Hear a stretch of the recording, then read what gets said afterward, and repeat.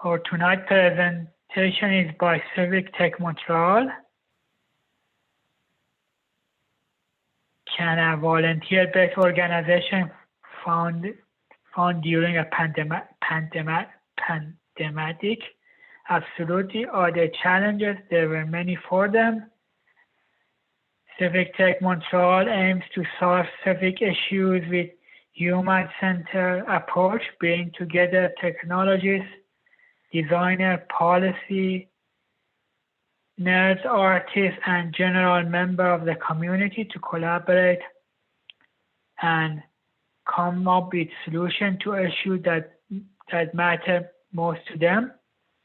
Civic Tech Montreal organized Hack Night, where participants can pitch their own project or collaborate with other community-led organizations to help them reach their goals with technology. It's a great way to contribute to open source projects and to have an impact on their community. Everyone is welcome, and technology is definitely not a requirement. You can learn more through Instagram, Facebook, or their website.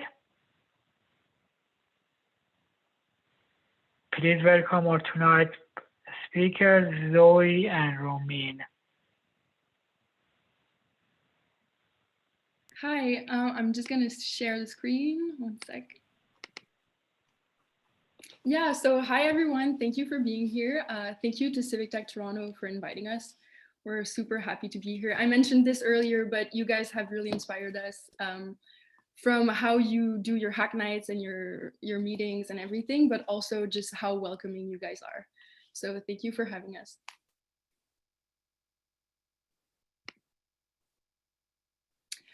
So just a quick overview of today's presentation. First, we're going to introduce ourselves, our background, why we love Civic Tech, why we got involved. Then we're just going to do a quick presentation of things we've done so far, our struggles, our achievements, and then what we're doing for 2021.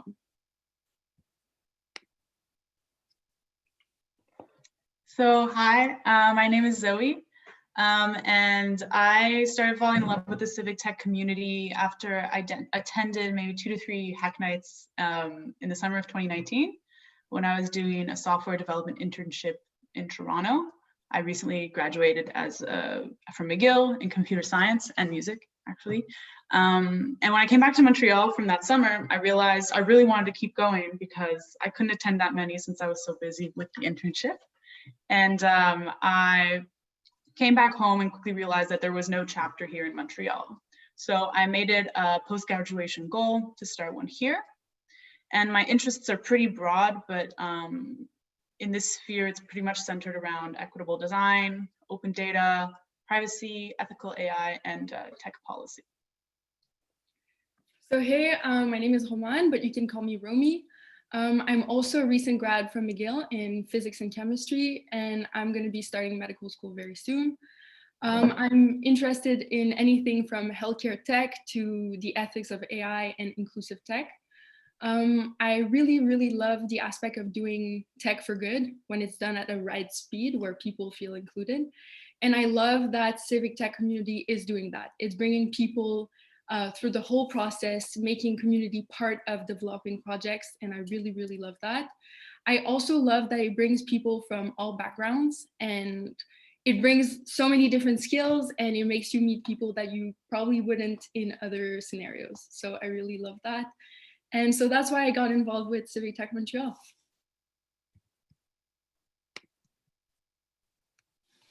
So I'm just going to quickly go over what our initial vision was when we started out, and we're not even fully there yet, but we're really excited that things are finally picking up, and we're excited to bring you through our journey.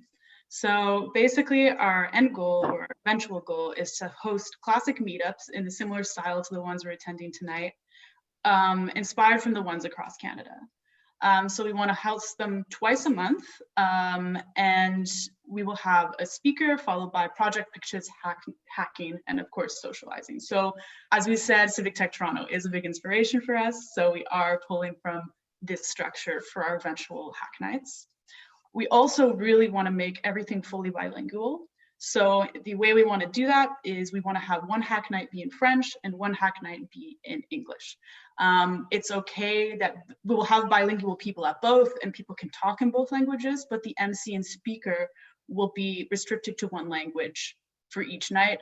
And we're also thinking of having a loose division of our organizing teams, just because a lot of the contacts get quite segregated in Montreal language-wise. So it's good to have one team focus on one group of contacts and one group focus on another. We're really also focused on creating a network. We really want to make sure Civic Tech Montreal is integrated into the really vast network of really cool grassroots organizations within Montreal. And we'd love to start running projects in collaboration with them to really get project ideas and pitches flowing during our hack nights. So that's our general vision. But it's kind of difficult, especially given the current global circumstances, to execute this vision. And so we're going to bring you a little bit through a timeline of what we've done so far, and kind of give you an overview of how we've been trying to approach this challenge. So we call summer 2020 basically our exploration phase. And this was kind of getting some ideas flowing, deciding if we actually wanted to commit to this project or if it's even something we could even attempt to do during the pandemic, basically. So we spent the first half of the summer kind of getting educated on the civic tech movement in general. We dug into the organizer toolkit, we reached out to a few people, and we read a lot of articles. And we just really wanted to get a good concrete overview of what has happened historically with this movement, what's going on globally. And luckily, it made us fall in love with it more, and we decided to commit to the idea and the project. The second part of the exploration phase was, once we decided we really wanted to commit to this, we started reaching out to people. I think the first person I reached out to is actually here tonight. I think it was David. And because your project is the one I participated in while I was at Civic Tech Toronto. He directed me in for some great resources, and that led me to reaching out to Code for Canada. And Code for Canada has been extremely helpful, and they invited us to the quarterly meeting in August, as we were kind of the featured guests, and we were allowed to ask any question we had to everyone there. And at that point, we hadn't really started a lot yet, so it was really fun to kind of get a crash course in what types of things we could get going. So once we reached out, we made a decision, we started making like a bit of plans. We decided, if we're gonna do this in a pandemic, we need people to be excited to come. And to be excited to come, we needed to make our social media presence fun and engaging and present. It had to be there. So we started thinking of branding. We commissioned my friend to make a cool logo for us. And we got some posts up on our Instagram. We started writing stories about cool civic tech projects that happen globally. And we started tweeting about stuff that we support on Twitter as well. And we kind of got a link tree up and just contacts moving. And yeah, just once people click on our first meetup, there's actually kind of foundation they can refer to. Next up, we started our first series of events. This was really exciting. This was around November. We first hosted 4 events called Intro to Civic Tech. And it was kind of a mashup of an information session to get to know what Civic Tech is if people hadn't heard of it before. And also a recruitment, because we realized pretty quickly that being 2 people who had full-time jobs, this was difficult to get moving and off the ground, just the 2 of us. So these served really as a way to try and get co-organizers excited to join. At first, we got more people interested in the events than being co-organizers, but eventually a few people got excited too, and we're now a team of 4 and really excited. And also these events saw our Discords grow from 2 to 22, and so now we've got a bit of a group of people talking to us, and our socials grew even more. So I think people more likely to follow us than to actually join the Discord, but hopefully that'll keep growing as we move forward. So like Zoe just said, it was a little bit hard to get people to be involved and become co-organizers. People were really enthusiastic with the whole idea. wanted to come to events, are following us on social media, but to actually get into the co-organizing was a little bit more challenging. But recently we had one more addition, so we're now 5 people that are on board and gonna host a bunch of events in 2021. We've been mainly using Notion for the whole organization. So there's a lot of events that are gonna take place in the next few months that I'm gonna present next.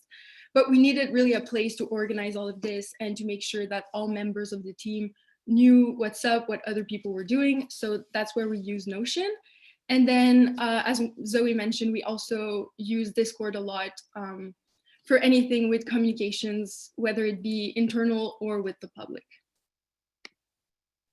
So yeah, like Zoe just mentioned, it's a little bit hard to get known during a pandemic. It's very hard to get people motivated, especially when there's never any meeting that's in person. It doesn't have exactly the same feel.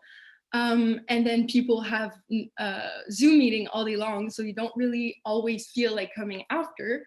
So we had this idea of creating connections and creating an audience by making collabs with other organizations. So it's really fun. We felt really, really welcome by the whole Civic Tech community in Canada. So Civic Tech Toronto, Civic Tech Fredericton, Civic Tech Ottawa, Code for Canada, everyone has been very, very welcoming. But we didn't have that much contacts in Montreal. So that's when we reached out to a bunch of organizations. And now we have some events that are planned with them for 2021. For example, Never Was Average is an amazing organization in Montreal.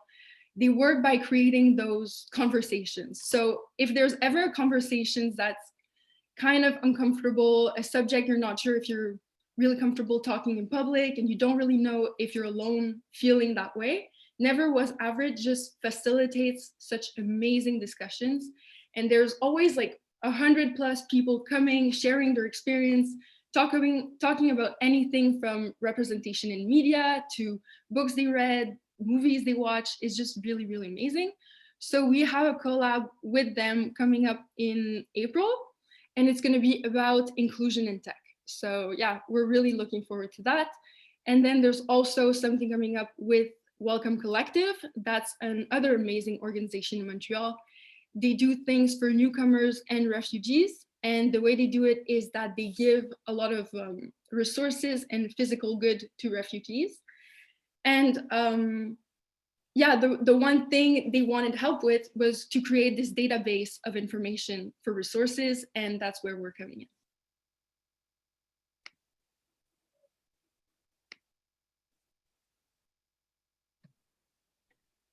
So we encountered a few challenges, some of which we just overviewed a bit, but basically just to concretize a bit what we were already talking about, our biggest challenge would definitely be getting people to be excited about being organizers, but luckily we found a way to address that with just reaching out more and more and getting people really presenting the ideas within those Intro to Civic Tech Nights we had, and that's luckily been growing, and we're really excited. Hopefully it'll grow even more with these bigger events that we're going to put on in the new year. Next thing is projects. Once again, to have hack nights, you need projects, but to have projects, you need people to pitch them. So it's kind of this catch-22 you create for yourself. And once again, we're being creative to try and get these project ideas going with these very specific events and picking organizations that could actually benefit from these types of projects and kind of collab with them and get people excited about working with them every other week on these times. And the third, as we said, at first we were only 2 people. And I think at first we kept on biting off a bit more than we could chew, I guess, because we do have full-time jobs, and it was a little challenging at first, but once we made a plan and like got everything organized, it's been really flowing well, and we're really excited for the upcoming year.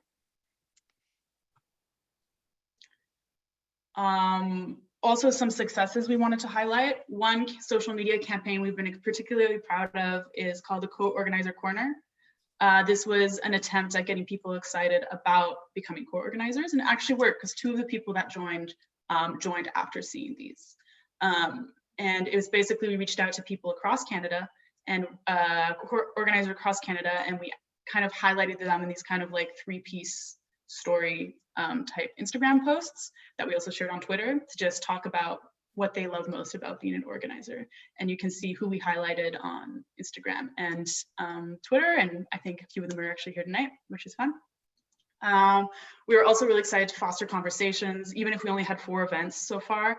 The type of conversations that happened at the end of them were so engaging, and people were already flowing out with ideas.